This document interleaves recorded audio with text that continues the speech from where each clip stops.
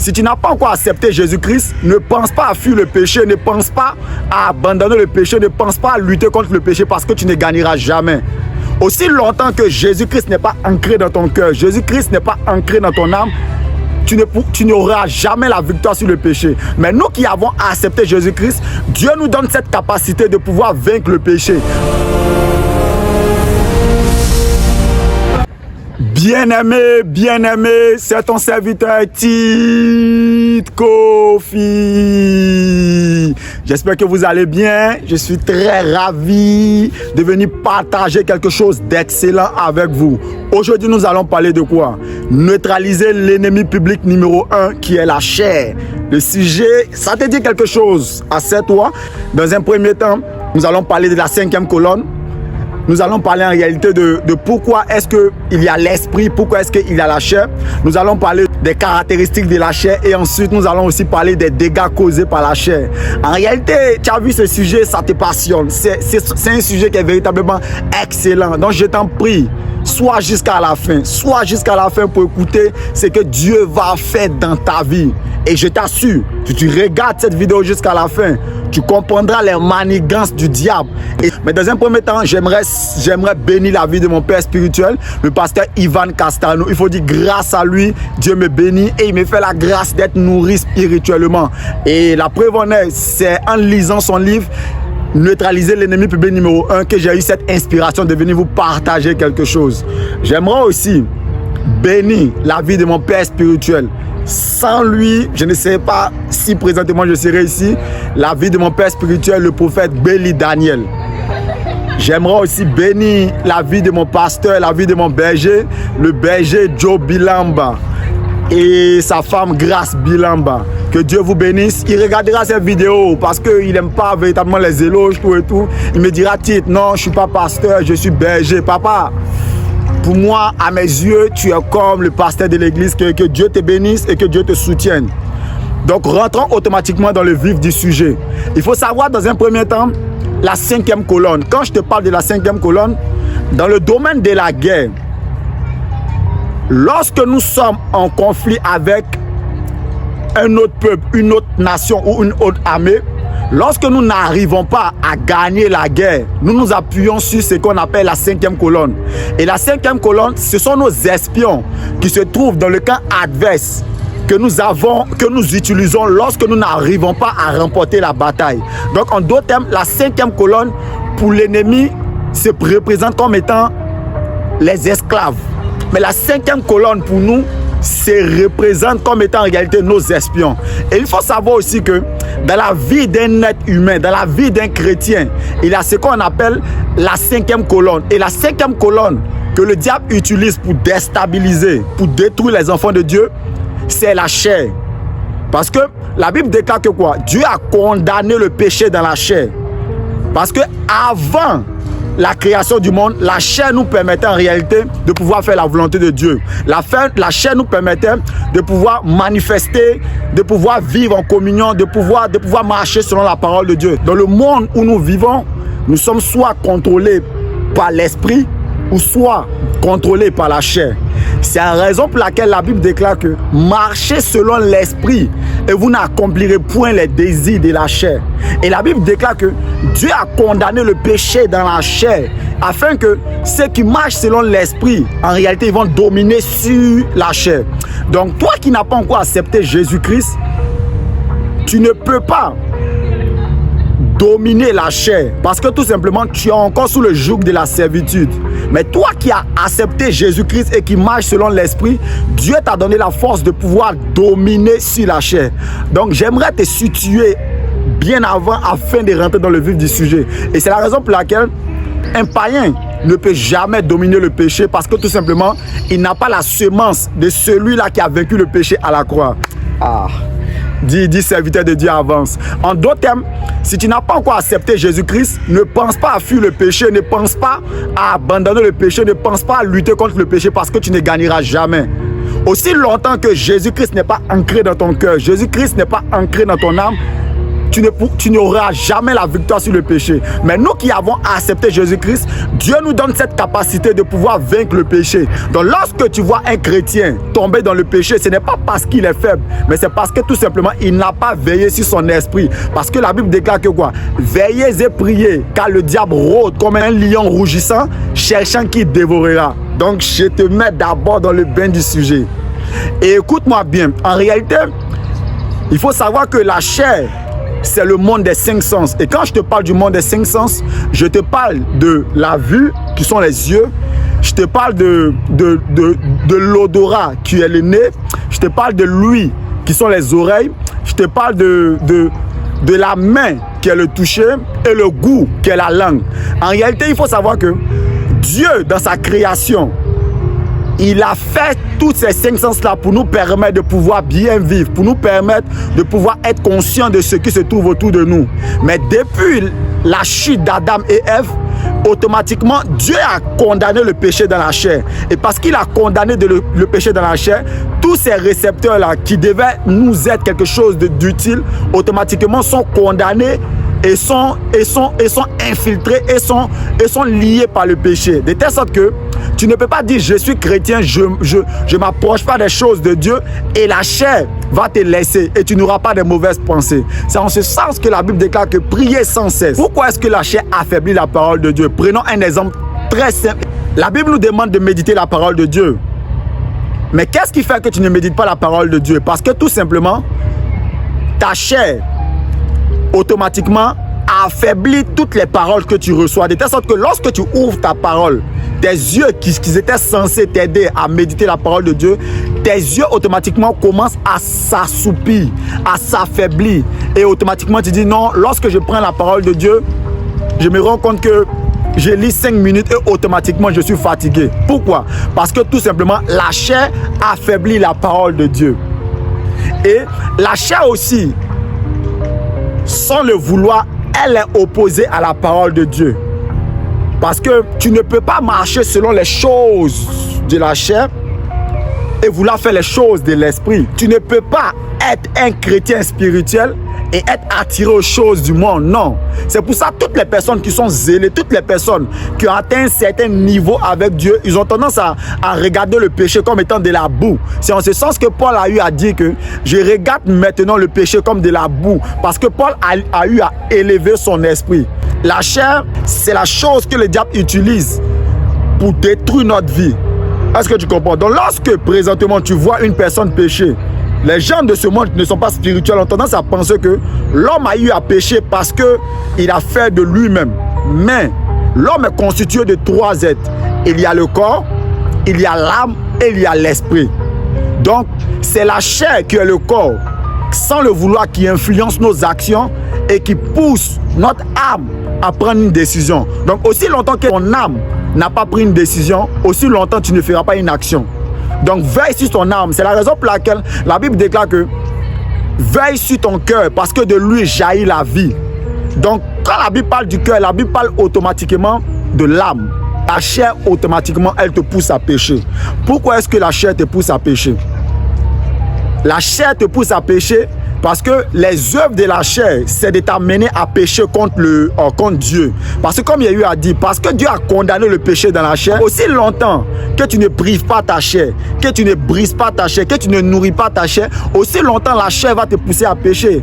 C'est la raison pour laquelle tu n'as pas envie de prier. C'est la raison pour laquelle lorsque tu vois une belle fille passer, tu n'aimerais pas avoir de mauvaises pensées ou des pensées d'impudicité. Mais parce que le sens qu'on appelle la vue a été souillé à cause d'Adam, automatiquement tu reçois des images de pensée.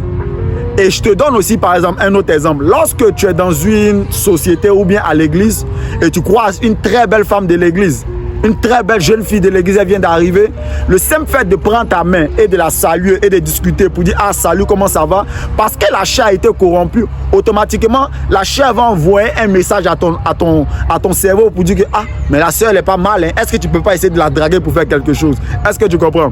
Et aussi je te donne par exemple un exemple. Lorsque la Bible nous demande de ne pas être gourmand, mais lorsque notre langue goûte une nourriture par exemple qui est sucrée ou qui est délicieuse, On a tendance souvent à être rassasié, mais on continue à manger. Pourquoi? Parce que tout simplement, la chair nous pousse automatiquement à pécher de manière naturelle.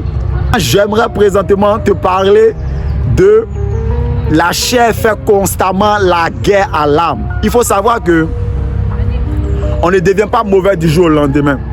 Toutes les personnes qui sont amorcées, toutes les personnes qui sont tracassées par un péché, cela a commencé depuis la naissance. Donc lorsque tu vois quelqu'un qui est devenu un tueur en série, il faut partir voir dans son enfance à quoi il a été confronté. C'est en ce sens que tu ne deviens pas ce que tu n'as pas été auparavant. Tu vois, on ne devient pas un voleur du jour au lendemain parce qu'on a eu à voler pendant notre enfance. Lorsque nous étions petits, nous avons été confrontés à différentes choses qui n'ont pas fait la volonté de Dieu. Automatiquement, la chair nous accable et elle nous pousse à pécher. Toi, peut-être, tu peux avoir un problème avec l'alcool parce que tout simplement, lorsque tu étais un jeune, la chair t'a présenté, la chair a eu à te mettre face à des trucs d'alcool. C'est en ce sens que lorsque même tu es grand, tu es toujours pourchassé par la chair. Donc moi, je te raconte par exemple une petite histoire. Parce qu'il faut savoir que moi, j'ai grandi dans une famille chrétienne. Et après avoir grandi dans une famille chrétienne, je pensais être chrétien, mais je ne l'étais pas, jusqu'à ce que Dieu se révèle à moi. Mais dès l'âge de 14 ans, j'ai mon cousin qui est venu avec un de ses cousins aussi dans ma chambre.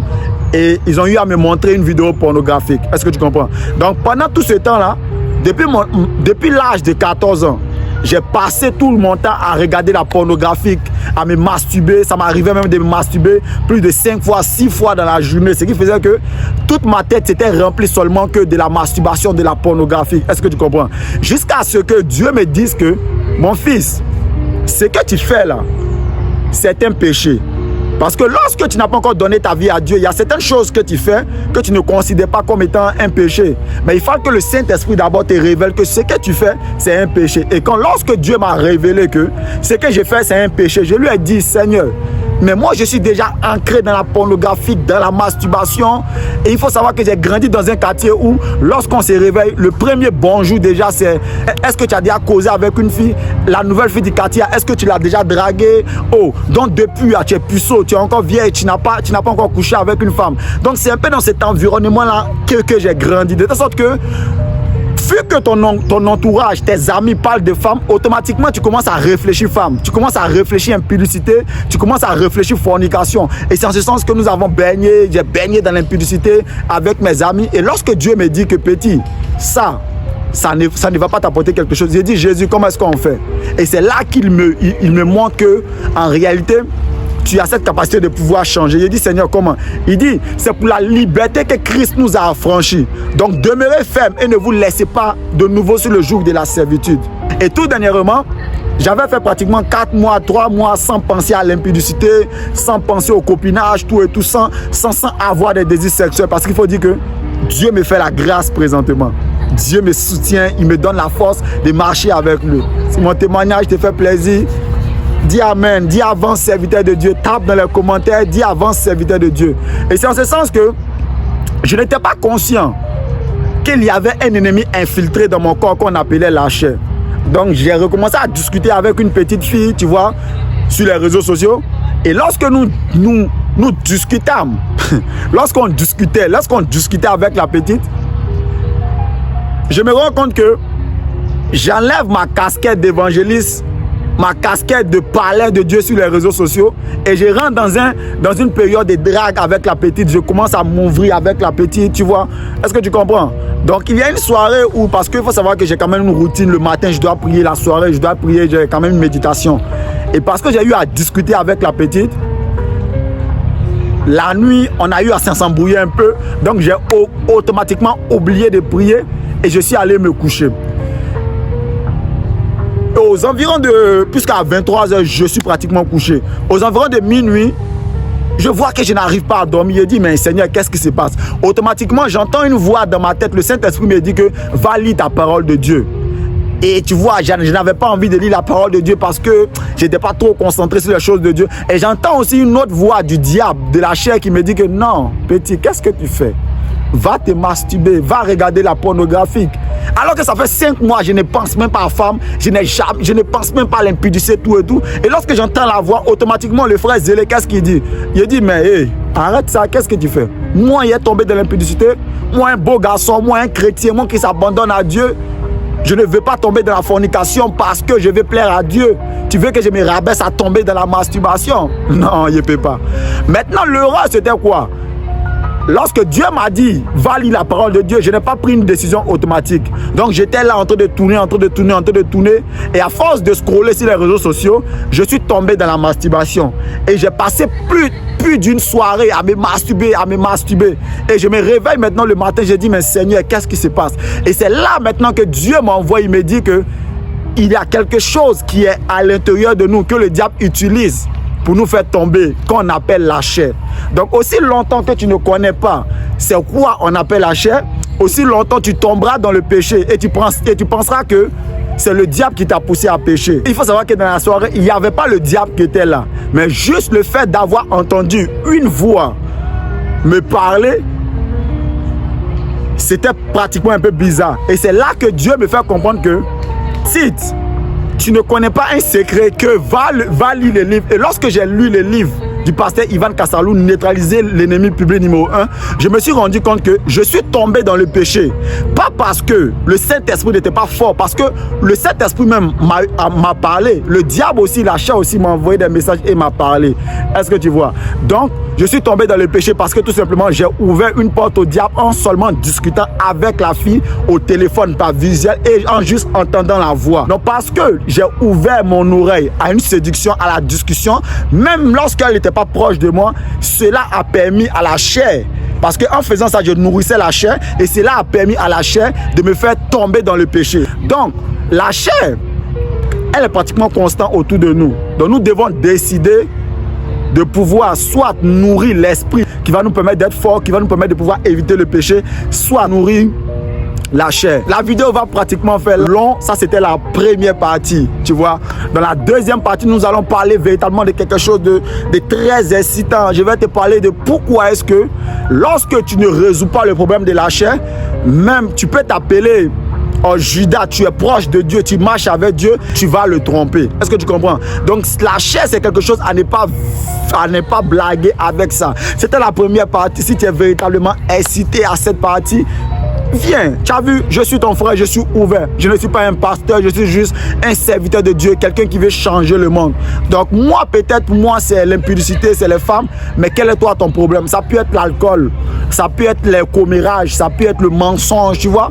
Moi, je ne mens pas.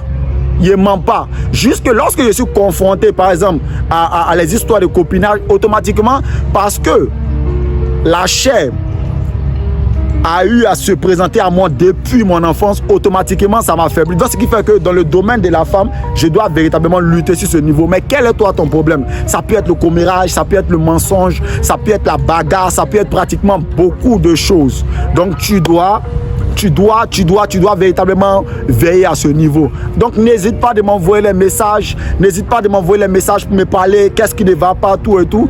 Dieu m'a fait la grâce à mon même niveau, lorsque je lis la parole de Dieu, lorsque je cherche les informations, de connaître ces informations, et je suis là pour toi. Laisse-moi te dire quelque chose, des millions de personnes viendront sur ces réseaux sociaux, des millions de personnes demanderont mon aide. La chaîne vient juste de commencer. Si tu as quelque chose, n'hésite pas à me partager, n'hésite pas à me donner, n'hésite pas à me dire sur quel sujet nous devons faire des vidéos pour véritablement bouleverser le monde. Parce que je suis là pour établir une génération de personnes qui seront fortes spirituellement, qui seront forts sur tous les niveaux, afin de bouleverser le monde. Mais cela demande dans un premier temps que nous connaissons qu'est-ce qui empêche, quel est le espion qui se trouve dans notre corps et qui nous empêche de faire la volonté de Dieu. Est-ce que tu comprends? Donc toi qui n'as pas encore accepté Jésus-Christ, je t'invite à accepter Jésus-Christ. Parce que tu ne peux pas en réalité marcher avec Dieu, tu ne peux pas fuir le péché si tu n'as pas encore accepté Jésus-Christ. Tu dois dans un premier temps recevoir Jésus comme étant Seigneur et Sauveur personnel. Et c'est alors que tu pourras dominer sur le péché. Et c'est alors que tu iras conquérir le monde. Donc si tu veux accepter Jésus-Christ, fais cette prière avec moi. Seigneur Jésus-Christ, je reconnais que je suis un pécheur. Je reconnais que j'ai fauté. Je te demande pardon. Je te demande pardon pour ma vie. Je te demande pardon pour mes transgressions. Viens prendre le contrôle de ma vie. viens transformer mon âme et aide-moi à me rapprocher de toi. Je t'accepte en cette journée, en cette soirée, comme étant Seigneur et Sauveur personnel dans ma vie, au nom de Jésus-Christ. Amen. Si tu as fait cette prière de tout ton cœur, laisse-moi te dire que tu es maintenant enfant de Dieu. Donc que Dieu te bénisse, que Dieu te soutienne. Comme je te dis, c'était juste la première partie. Il y a une deuxième partie qui vient.